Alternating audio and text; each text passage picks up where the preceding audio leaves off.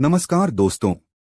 स्वागत है आप सभी का हमारे इस चैनल सनातन मार्ग पर। दोस्तों, अगर आप जीवन में कुछ नया सीखना चाहते हैं तो इस चैनल को सब्सक्राइब जरूर करें।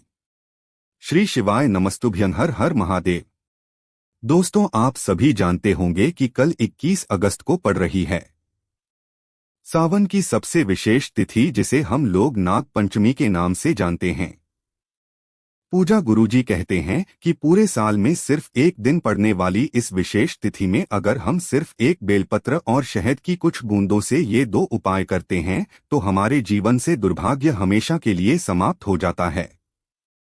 अगर हमारे जीवन में रुपए पैसों की कमी चल रही है तो महादेव की कृपा से वो सभी समाप्त होती है। अगर हमारे जीवन में नौकरी को लेकर या कर हमारे व्यवसाय को लेकर कोई समस्या चल रही है तो वह भी समाप्त होती है। और अगर हमारे जीवन में कोई संकट चल रहा है, कोई विपत्ति आ गई है, ऐसी समस्या आ गई है कि हमारे पास उसका कोई समाधान नहीं है, तो महादेव उन सारी समस्याओं को बहुत ही जल्द से समाप्त कर देते हैं। तो चलिए जानते हैं इन सभी समस्याओं को दूर करने के लिए पूज्य गुरुजी द्वारा बताए गए उन दोनों खास उपायों के बारे में। लेकिन उससे पहले अगर आप भोलेनाथ जी को सच्चे दिल से मानते हो तो इस वीडियो को लाइक करें और चैनल को सब्सक्राइब करके कमेंट में हर हर महादेव लिखें। देखिए, इस बार की जो नाग पंचमी है वह अपने आप में बहुत ही बस आपको जिस प्रकार से यह विशेष उपाय बताया जा रहा है उस प्रकार से ही इन दोनों उपायों को करना है। देखिए, इस वीडियो में हम पूज्य गुरुजी द्वारा बताए गए दो अलग अलग उपायों के बारे में बात करेंगे। इन दोनों ही उपायों में आपकी समस्या जिस भी प्रकार की है तो उस उपाय को आप कर सकते हैं। चलिए बात करते हैं गुरुजी द्वारा बताए गए पहले खास उपाय के बारे में। इस उपाय के लिए आपको सिर्फ एक बेलपत्र ले ली है और शहद की कुछ बूंदें ले लेनी है, यानी थोड़ा सा शहद ले लेंगे।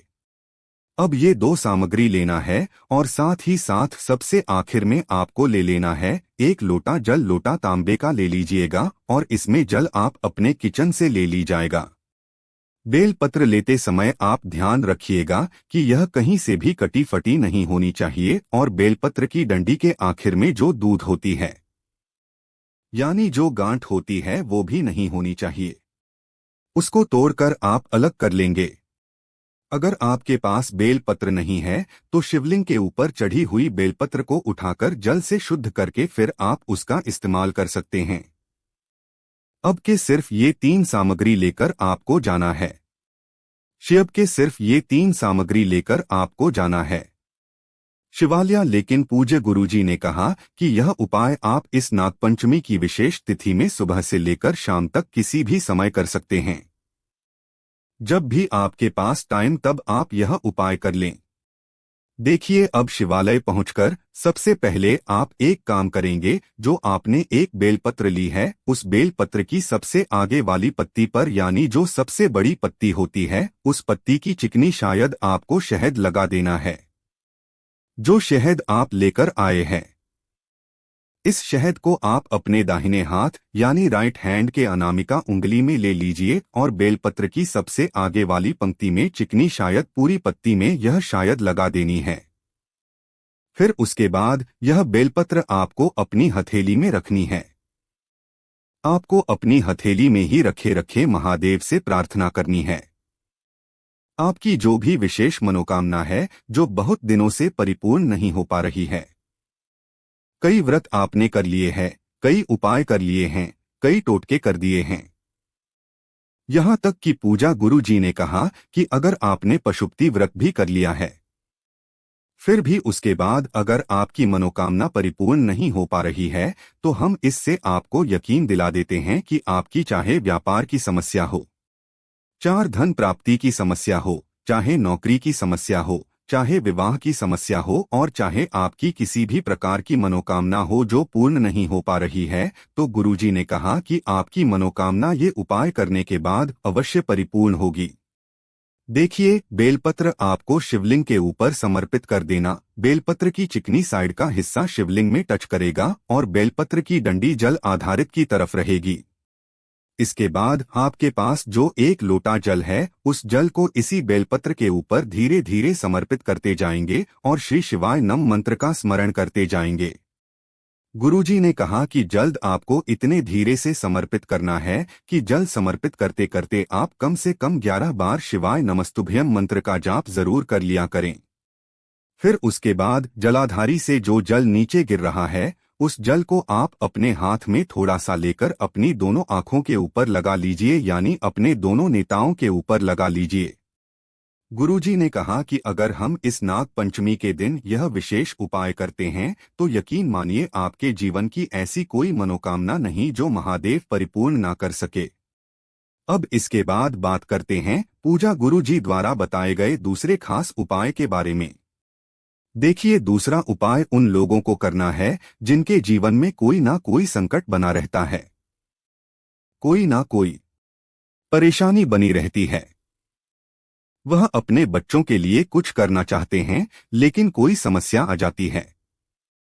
वह अपने व्यापार को आगे बढ़ाना चाहते हैं लेकिन धन दौलत की समस्या आ जाती है। वो अपनी नौकरी के लिए मेहनत कर रहे हैं लेकिन कोई ना कोई समस्या आ जाती है। तो जिनके जीवन में विभिन्न जाता है, समस्याएं जाता है, उनको ये उपाय करना है। इस उपाय के लिए भी आपको सिर्फ एक बेलपत्र ले ली है और थोड़ा सा शहद लेना है। साथ ही साथ आपको एक लोटा जल ले लेना है।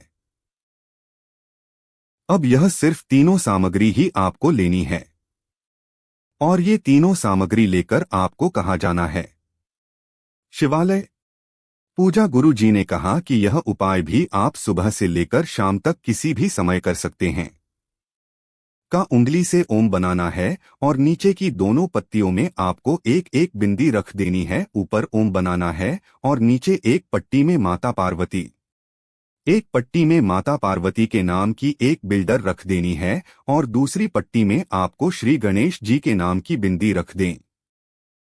अब यह बेलपत्र आपको अपने हाथ में रखनी है और आपके जीवन की जो समस्याएं हैं, जो संकट है, जो वेदना है, उनका स्मरण करते हुए यह एक बेलपत्र आप शिवलिंग के ऊपर समर्पित कर देंगे। सामने जैसे वीडियो में आपको दिखाया जा रहा है, ठीक ऐसे ही आपको बेलपत्र समर्पित कर देनी है। फिर उसके बाद आपने जो शहद लिया है और शहद से आपको माता अशोक सुंदरी वाले स्थान पर 7 बिंदी रखनी है। आपको अपनी अनामिका उंगली से ही माता अशोक सुंदरी वाले स्थान पर 7 बिंदी रखनी है। लेकिन रखेंगे कैसे?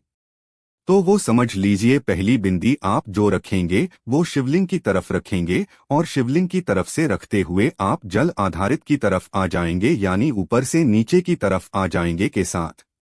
वीडियो में आपको समझाने का प्रयास किया जा रहा है जैसे 7 बिंदियां रखी गई है, ठीक ऐसे ही आपको यह 7 बिंदियां माता अशोक सुंदरी वाले स्थान पर रख देना है। शहद की 7 बिंदियां आपको शिवलिंग से जलाधारी की तरफ रखनी है। यह बिंदियां रखते समय आप लगातार श्री शिवाय नमस्तुभ्यम मंत्र का स्मरण करते रहेंगे।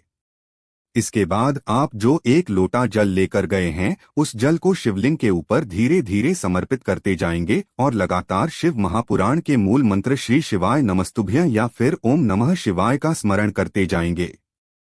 जी ने कहा कि अगर आप इस नाग पंचमी में यह विशेष उपाय करते हैं तो हम आपको यकीन दिलाते हैं कि आपके जीवन के सारे समस्याएं दूर हो जाएंगे। दोस्तों, आज के लिए बस इतना ही। मिलते हैं एक और ज्ञानवर्धक वीडियो के साथ। धन्यवाद।